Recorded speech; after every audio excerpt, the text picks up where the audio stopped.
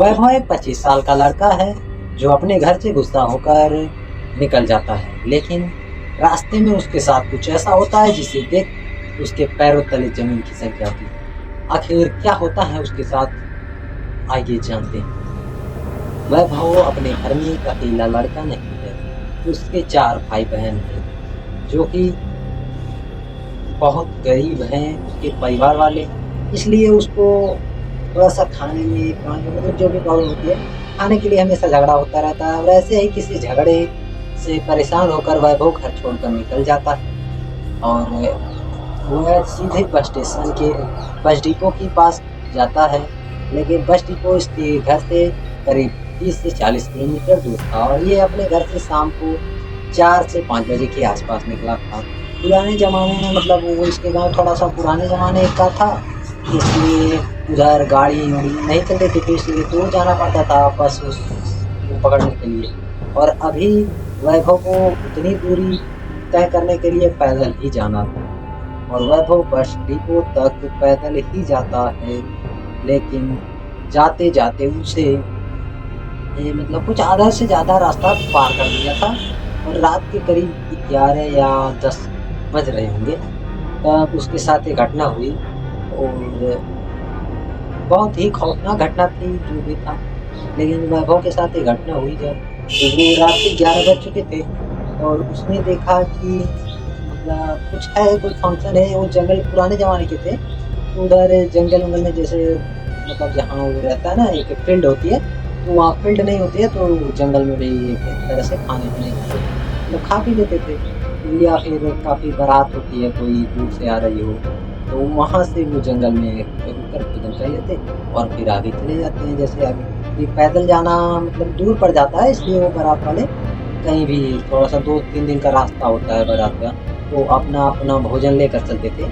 अब ऐसा नहीं है, अब गाड़ियाँ हो गई हैं। खैर तो उसने देखा कि लोगों के बैठकर खाना खा रहे हैं, खाना परोसा जा रहा है, तो ये भी गया वहाँ पर, उसको तो काफ़ी भूख लगी थी। तो शादी में पहले के ज़माना में मतलब पहले जो था, पहले के ज़माने में इतना नॉर्मल नहीं था कि किसी के जाना नहीं चाहिए था, लेकिन मतलब गया ये और काफ़ी भूख लगने के कारण अब जान जाने से अच्छा तो भाई इधर जाके शादी में भूख मतलब अपनी भूख को खत्म कर दिया जाए। तो गया, तो इसने न आव देखा न ताव देखा, इसने सीधा गया ये और इसने बैठा और इसके पास एक थाली आई वो जी थी, पता नहीं कैसे इसको भी अजीब लगा। लेकिन भोजन आया तो उसने देखा कि किसी का हाथ कटा हुआ है और पैर कटा हुआ इसके थाली में है। ये देखकर चौंक गया। तो इसने सामने देखा जो नज़ारा, वो देखकर इसके रोंगटे खड़े हो गए और ये पसीने से पूरी तरह लथपथ हो गया। बस ये बेहोश नहीं हुआ, पता नहीं कैसे थोड़ा-सा पूरा मतलब कमज़ोर दिल का तो नहीं कह सकते थे, कमज़ोर दिल का तो था ही, इसीलिए तो शायद ये घर छोड़कर भागा। एक जो भी हो, तो इसने देखा कि एक आदमी अपने सर और पैर को काट के इसकी थाली में डाल रहा है और ये और फिर औरों लोग भी काफ़ी सारे थे जो अभी जो होता नहीं है फंक्शन में, तो खिलाने-पिलाने वाले लोग काफ़ी आ जाते हैं। एक मतलब रिश्तेदार-विश्तेदार सभी गाँव के दोस्त आ जाते हैं। उसी तरह से अभी वो डाला, ये इसको पसीने-पसीने हो गए। उसने देखा कोई सरकटा आदमी नाच रहा है, किसी के हाथ नहीं है, किसी के पैर नहीं है, किसी की आँख नहीं है, कोई अपनी आँखों को लेकर ऐसे-ऐसे चिल्लाए, मतलब कुछ अजीब टाइप का माहौल था।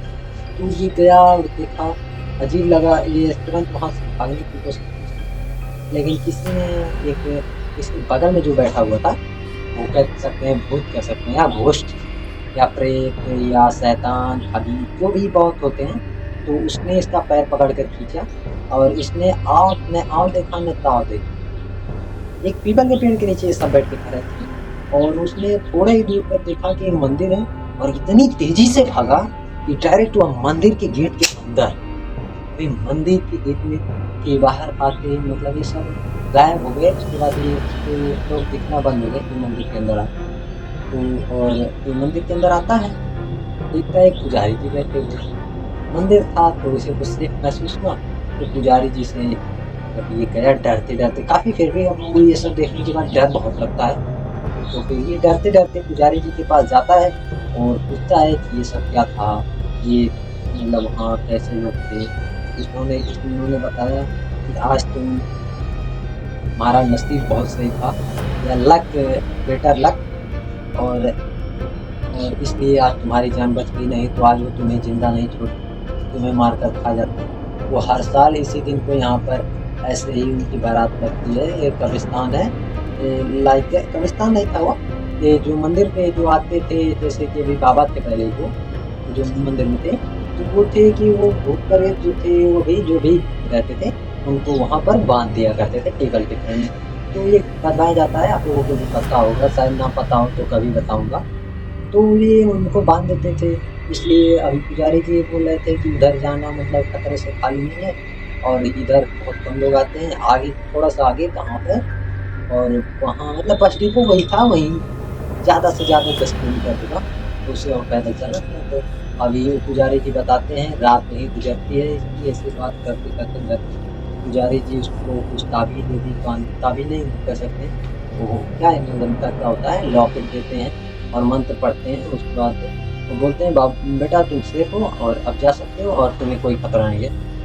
तो वो चला जाता है, और सुबह सवेरा होते ही एक कोई मतलब इसके गांव के लोग जा रहे थे वो बैलगाड़ी से, तो वो बैलगाड़ी में बैठता है और घर पहुंचकर सो जाता है। करीब ऐसे सोता उठता, खाना खाता, फ्रेश होता, फिर सो जाता। करीब ऐसी यही प्रक्रिया इसकी 2 मंथ मतलब 2 महीने 2 मंथ चलती है। उसके बाद ये धीरे धीरे नॉर्मल होता है, और ये जैसे अभी वो सब देखने के बाद काफ़ी डर महसूस हो जाता है, या डर लगने लगता है, या अजीब सा माहौल हो जाता है, पता नहीं क्या हुआ, ये मेंटल टाइप हो गया था।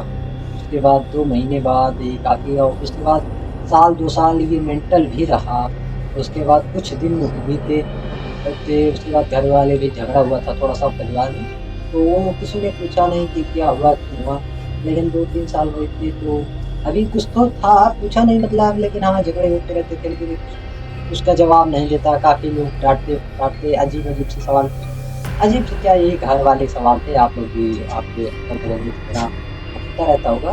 तो ये पूछते, लेकिन ये जवाब नहीं देता, खाता सो जाता, यही काम निरंतर। फिर पागल हो गया था, इसकी दवा चली, या बाबा से झाड़ फूक हर जगह पे गया ये, सभी धर्मों के मतलब जो है होता है, मंदिर मस्जिद गिरजाघर जो भी था सब जगह गया, और ये धीरे ठीक हो गया 2 साल बाद। और वैभव ने हमें ये कहानी खुद, मैंने उनसे खुद से मतलब मैंने उनके पास खुद जाकर ये कहानी को सुना और इसको लिखा है, और इसको अपने शब्दों में बयान कर रहा हूँ कि ये इतना खौफनाक था कि कोई सकता ऐसे वैसे, या फिर अभी भी इसको लगता है कभी कभी वो सब दिखाई देते हैं।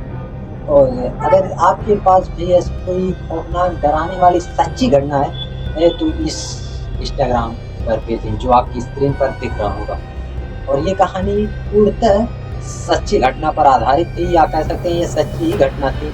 अगर यहाँ तक आपने इस वीडियो को देख लिया है तो हमारे वीडियो को लाइक करें, चैनल को सब्सक्राइब करें।